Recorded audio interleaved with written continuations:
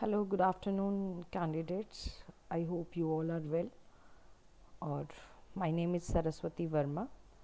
आज हमारा पहला दिन है and as I told yesterday that every day we will be practicing in a proper manner so that none of the topic is left.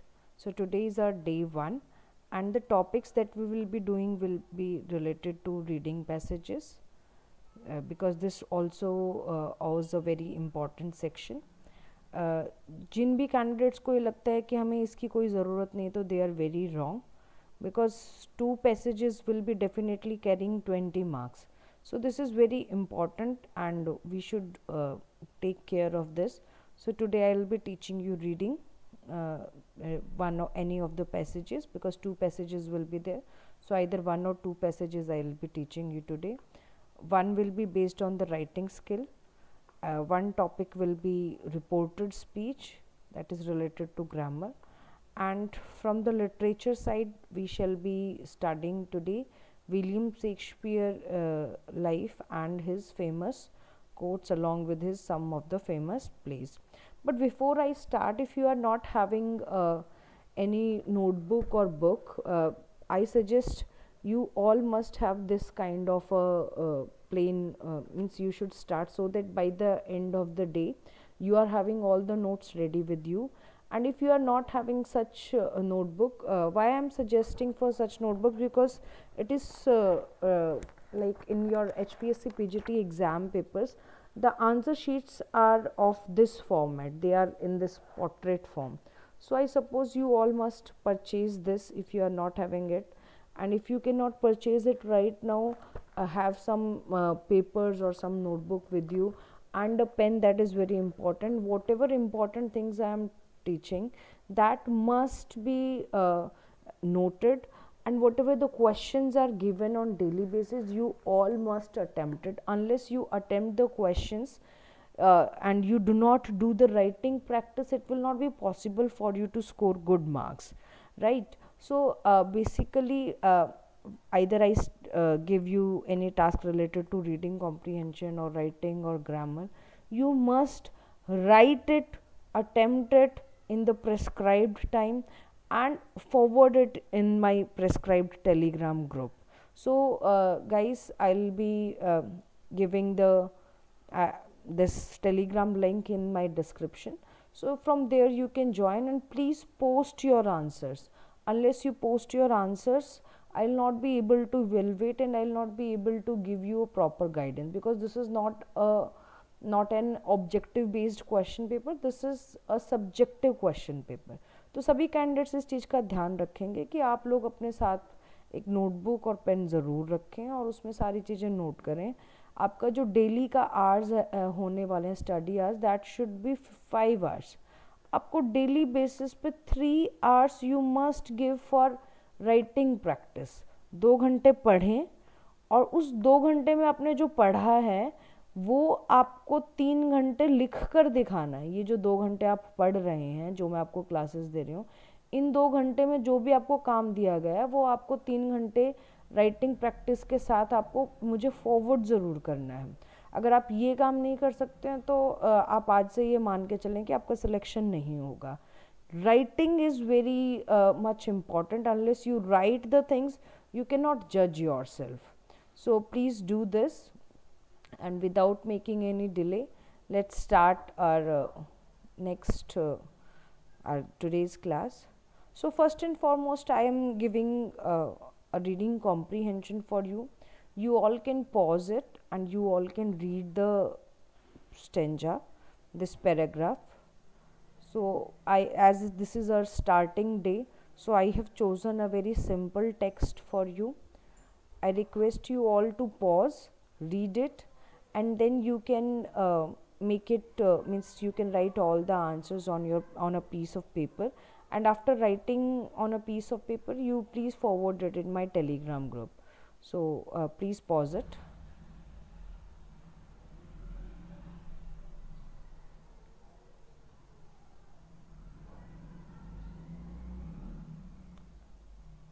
So this is a table, because nowadays what HPSC has been giving, HPSC is using this table formats in even in this आपके जो ये reading passages हैं, there also they are having it. So please have a pause and go through it.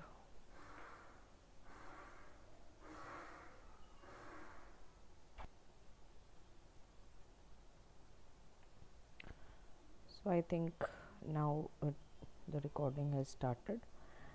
I had paused it in between because of the disturbance.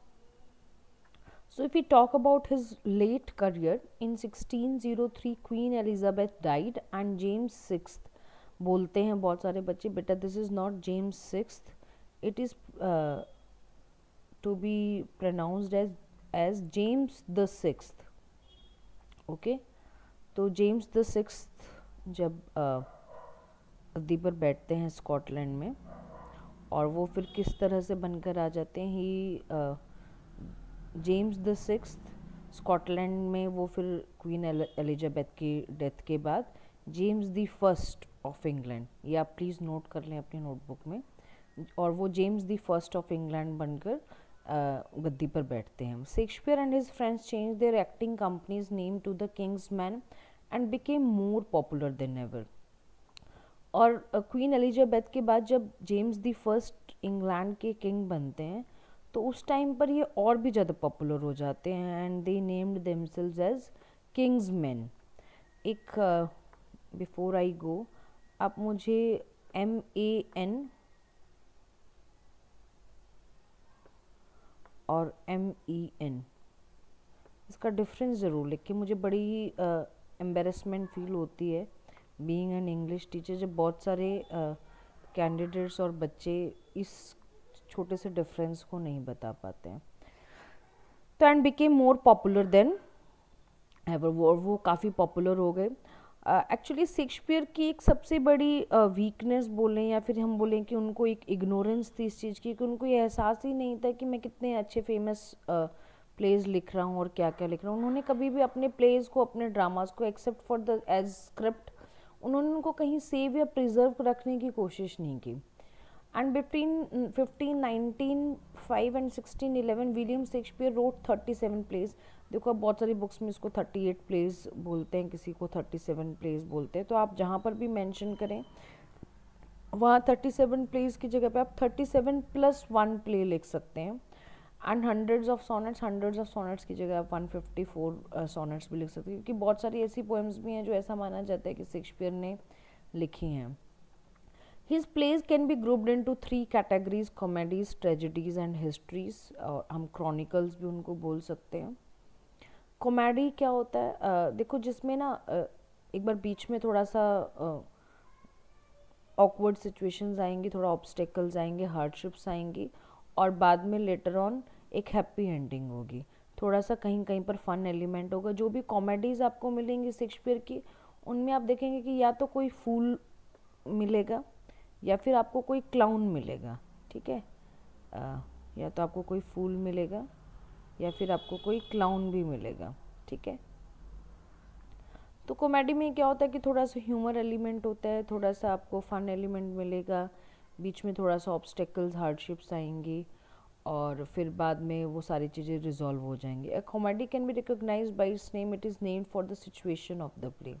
Some of his popular comedies are A Midsummer Night's Dream, As You Like It and Much Ado About Nothing. So candidates आप बिल्कुल भी worrisome ना हो. कल आज मैंने Othello के notes बना लिए हैं, और जो मैं जैसे नोट्स बनाऊंगी वो इस तरह से बनाऊंगी कि आपको कोई भी क्वेश्चन जो आए आप just go through those notes, और उन नोट्स को हेल्प से आप कैसे एक क्वेश्चन को अटेम्प्ट कर सकते हैं. Because it is I am pretty sure एक क्वेश्चन तो आपका किसी न किसी प्ले के ऊपर आएगा ही आगे. There will be definitely one question, और उसमें आपको इंटरनल ऑप्शन मिलेगी, या तो वो कॉमेडी के ऊपर बेस्ड हो सकता है या किसी प्ले के ऊपर, किसी ट्रेजेडी के ऊपर. कॉमेडी या ट्रेजेडी मुझे ज़्यादा लग रहा है कि आपके एग्ज़ाम में आएगा, और उसमें भी ऑप्शंस होंगी.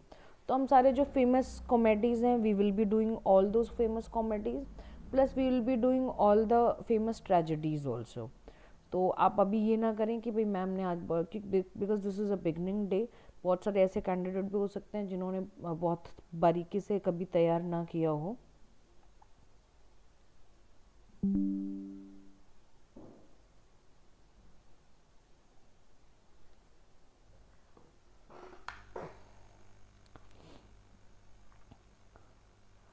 All right, so next is tragedies. अब देखो ये एक जो ट्रेजेडी है that can be identified because the plays are named for the main characters. अब ट्रेजेडी में क्या होता है ना कैंडिडेट्स, कि मेन कैरेक्टर्स तो हैं ही हैं। I think my no this is not getting turned off, I believe it has put on charging.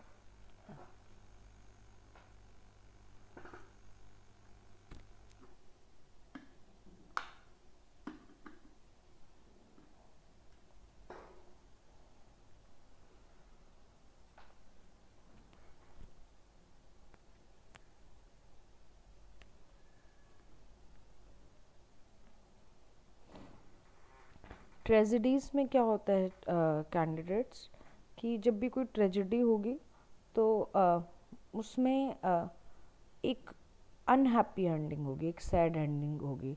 Someone will die और समथिंग विल बी लॉस्ट। आपको मैकबेथ पढ़ेंगे या किंग लियर पढ़ेंगे, आप हैमलेट पढ़ेंगे या रोमियो जूलियट पढ़ेंगे, these place do not have their happy ending.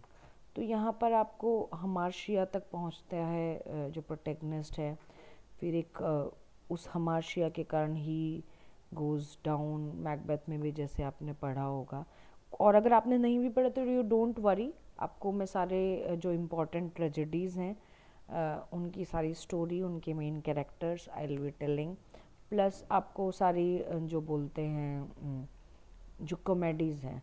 देखो हिस्ट्री भी हम करेंगे, the next topic is that is histories. A history can be identified by the name as well, they are named after British kings. अब देखो उस time पर ना आप अगर एलिजाबेथन एज की कैरेक्टरिस्टिक्स पढ़ेंगे तो यू विल बी रियलाइजिंग कि जो भी पोइट्स हैं, हमारे इंडिया में भी ऐसे ही होता था। जब पहले अगर हम पृथ्वीराज रासो की बात करें, चंद बरदाई का बात करें, बाबरनामा जिन्होंने लिखा था उनकी बात करें, हमेशा से ऐसा ही होता है कि जो भी किंग्स होते हैं उनको खुश करने की हमेशा कोशिश की जाती है, या फिर अपनी इंडियन हिस्ट्री को उन्होंने कुछ ना कुछ पॉपुलराइज करने के लिए उस डायनेसिटी के, उस वंश के जो भी फेमस राजा रहे हैं उनके बारे में लिखा जाता था। तो सिमिलरली क्योंकि वो ट्रेंड था, और कहीं ना कहीं because Shakespeare had been one of the greatest writers of that era, तो उन्होंने भी इसमें से कुछ ऐसे हिस्ट्रीज ये बोले या क्रॉनिकल्स बोले, कुछ ब्रिटिश किंग्स पर उन्होंने प्लेज लिखे हुए हैं। उनको एक तरह से आप बोल सकते हैं वॉरियर दिखाया है, उनको एक उनकी सारी गुड एट्रीब्यूट्स को दिखाया गया है। तो फेमस जो हैं they are Henry the fifth, Henry the eighth and Richard the third. तो ये फेमस माने जाते हैं जो भी क्रॉनिकल्स इन्होंने लिखे हैं। अगर हम रिकॉर्ड्स की बात करें तो शेक्सपियर को ऐसा माना जाता है कि ही डाइड ऑन अप्रैल 23, जिस दिन उनका बर्थ हुआ था उसी दिन उनकी डेथ हुई थी 1616 में। Records reveal that Shakespeare revised his will a month before he died on April 23, 1616। कि उन्होंने जो विल लिखी हुई थी, उन्होंने जो अपना वसीयतनामा लिखा तो वो एक महीने पहले ही उसमें थोड़ा सा चेंजेस किए थे, और उनको कहाँ बरी किया गया, उनको कहाँ दफनाया गया है, प्लीज़ नोटबुक में नोट करें। He has been buried at the holy Trinity church in Stratford. Holy Trinity church in Stratford, Stratford में ही पैदा हुए थे और स्ट्रेटफोर्ड में उनको दफनाया गया होली ट्राइनिटी चर्च पे। और एक क्वेश्चन मैंने कहीं किसी मास्टर्स डिग्री में या फिर हो सकता है कहीं एक ये ऐसा क्वेश्चन आया था कि शेक्सपियर का जो एपिटैफ है उसको एक्सप्लेन कीजिए।